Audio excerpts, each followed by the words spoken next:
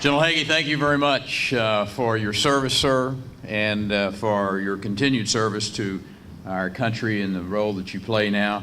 It's a remarkable repository of America's history, of which we stand in front of.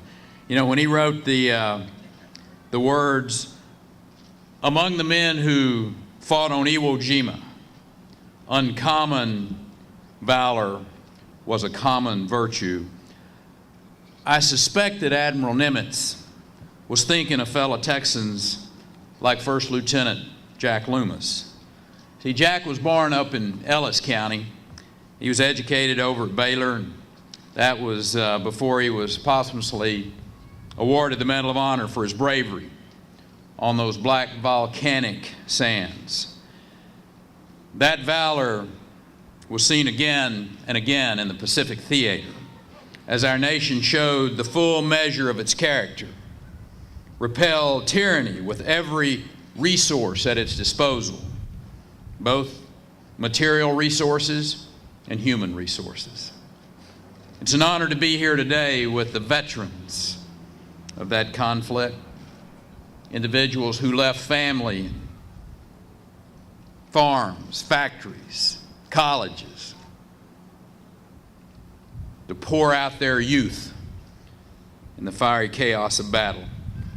And they returned to build a free nation that still inspires this world. And perhaps there is no better individual who exemplifies that contribution than the man who this museum expansion is named, President George Bush.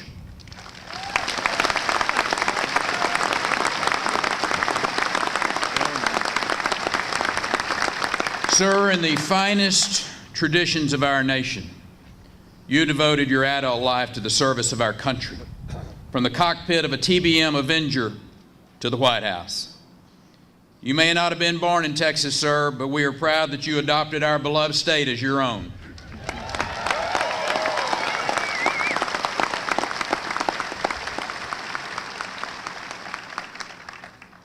And you continue today to set the example of service for generations that will follow. To you and your fellow veterans who are represented here today, I say thank you.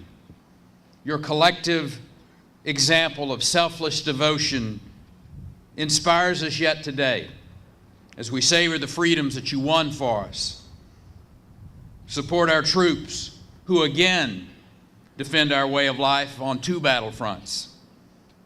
As we gather, there are thousands of young Texans serving overseas, continuing your generation's proud tradition of heading to the front lines, wherever, whenever freedom is threatened. Joe Conway, I had the privilege of visiting our troops in Iraq and Afghanistan just this last year in January and again in June. I came home more convinced than ever before our freedoms and our future are in good hands because of the tradition of selfless service is alive and well in those young men and women of our armed forces today.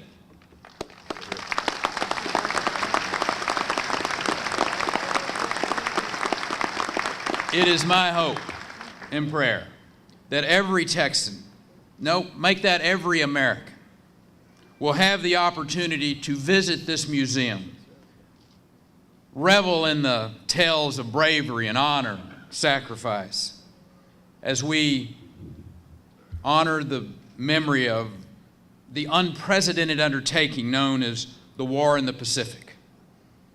I'm reminded of the words uttered again by Admiral Nimitz after accepting Japan's final surrender in Tokyo Bay.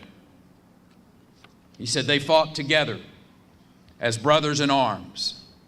They died together, and now they sleep side by side."